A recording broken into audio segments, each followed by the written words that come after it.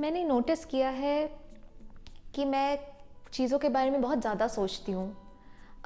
एक पर्टिकुलर चीज़ से स्टार्ट होता है और उसके बाद मैं सोचती हूँ कि मेरे हेल्थ का क्या होगा, मेरे फैमिली का क्या होगा, मेरे करियर का क्या होगा। एक के बाद एक नई नई चीज़ें मेरे दिमाग में आती रहती है, नए नए थॉट्स आते रहते हैं, बट उसका कोई सल्यूशन नहीं होता है। सिर्फ वो एक थॉट्स है और मैं उस पर इतनी ज़्यादा ऑक्यूपाइड हो जाती हूँ कि मुझे हेडेक होने लगता है। Sounds familiar? ऐसा मेरी एक क्लाइंट ने कहा था। तो आई थॉट कि let me make a video जो आई थिंक बहुत लोगों के साथ होता है, ओवर थिंकिंग। कुछ वरी नॉर्मल होते हैं, उससे हमारी सबकी लाइफ में थोड़े बहुत वरी होते हैं, बट हम इतना उस पर ऑक्यूपाइड नहीं हो जाते कि हमारी डे टू डे फंक्शनिंग या हमारी हेल्थ इम्पैक्ट होने लगती है।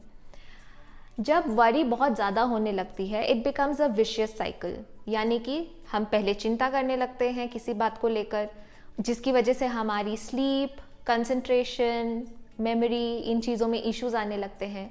उसको देख के हम और ज़्यादा वरीड हो जाते हैं कि ओ अब क्या होगा, हमारे साथ क्या हो रहा है, and this cycle continues. So it's very important to break that cycle.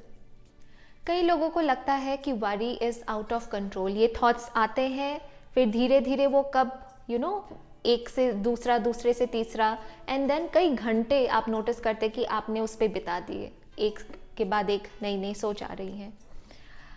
But the good news is कि these are actually in your control, क्योंकि ये चीज़ें भी लर्न की जाती है। तो जो चीज़ें हम सीखते हैं या फिर लर्न करते हैं, उन्हें हम अनलर्न भी कर सकते हैं।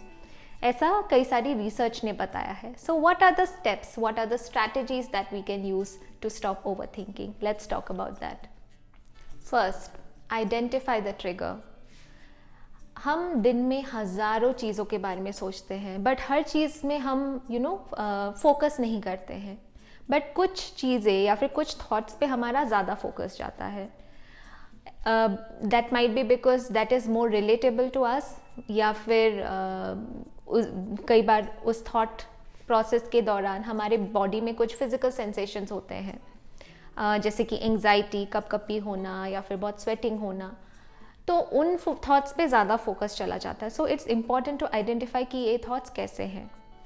कई पॉजिटिव थॉट्स भी होते हैं, but generally I am talking about the negative thoughts because those are more problematic. तो जब आपने ये आइडेंटिफाई किया, आप मोस्टली देखेंगे कि दीज आर थॉट्स अबाउट कि क्या होगा मेरे साथ, what if my friend leaves me and go. तो ये थॉट्स जब आ रहे हैं, just be aware, just think of them as a news headline, कि जिस तरह न्यूज़ हेडलाइन आते हैं वो स्टक नहीं होते, then they go. Similarly your thoughts will also go. So instead of just being completely focused on it, take a step back and just think that these are thoughts, they will come and go. Second, recognize what you can and cannot control. The thoughts जो अक्सर लोगों को लगता है कि काफ़ी automatic होते हैं, which is not true. आपकी काफ़ी हद तक ये कंट्रोल में होता है। Let me give an example. आपके पास मोबाइल फ़ोन है और उसमें फ़ोन आता है, राइट? वो तो किसी का भी आ सकता है, it's not in your control. But क्या आप उस फ़ोन को उठाएंगे या नहीं उठाएंगे, वो चीज़ आपके कंट्रोल में है। सिमिलरली थॉट्स आते रहेंगे आपके दिमाग में, वो आपके कंट्रोल में नहीं है, बट आप किस थॉट पे फोकस करते हैं वो आपके कंट्रोल में है। So may be you can have some control over your thoughts, and with practice आपकी कंट्रोल और बढ़ती जाएगी। Third, have worry time. दिन में 20 से 30 मिनट का एक वरी टाइम रखिए। जब भी आपका ध्यान कभी भी किसी चिंता पे जाता है, देन रिमाइंड योर सेल्फ कि okay, I have a worry time from से 6 to 6:30। उसी वक्त मैं इस चीज़ के बारे में सोचूंगी, and then get back to whatever you are doing. अगर आप इससे क्या फ़ायदा होगा कि आप ये देख पाएंगे कि वो एक्चुअली थॉट आपके कंट्रोल में है। जब आप खुद को कहते हैं कि ठीक है, I do it in worry time, you actually then start doing that and you see कि हाँ, मैं हर वक्त इसके बारे में चिंता नहीं कर रहा।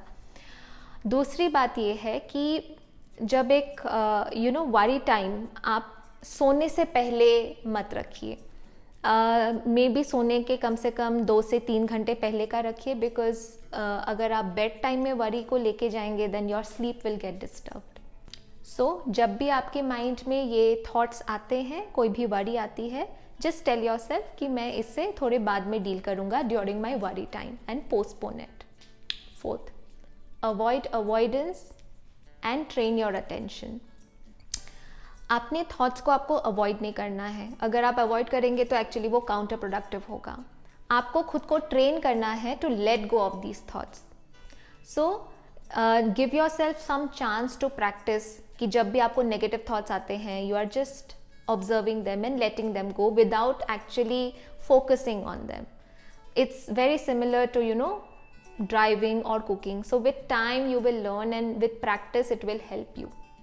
5th, mindfulness exercise. It is very useful technique. कई लोगों को इससे काफ़ी फ़ायदा हुआ है. So mindfulness basically teaches you to be in the present, be non-judgmental, be aware of what you are doing. So जब आप किसी भी चीज़ में completely engrossed हो जाते हैं, मान लीजिए अगर आप पेंटिंग कर रहे हैं और आपका थॉट आता है कोई भी नेगेटिव थॉट्स के बारे में, कि क्या होगा फैमिली को या फिर मेरे काम काज का क्या होगा, just you need to bring back your attention to what you are doing at the present moment. उससे आप क्या है कि you will not get carried away by the thoughts. अक्सर थॉट्स होते हैं पास्ट के बारे में या फिर फ्यूचर के बारे में। सो प्रेजेंट में रहने के लिए mindfulness can be very useful. So in my next video मैं आपको एक माइंडफुलनेस एक्सरसाइज के बारे में बताऊंगी जो आप घर पे भी ट्राई कर सकते हैं, and gradually you can learn to apply it in your everyday practice. So that's about it. I hope you liked my video. Let me know if you have any questions. Please put them down in the comment section. And take care of yourself, because mental health is as important as your physical health.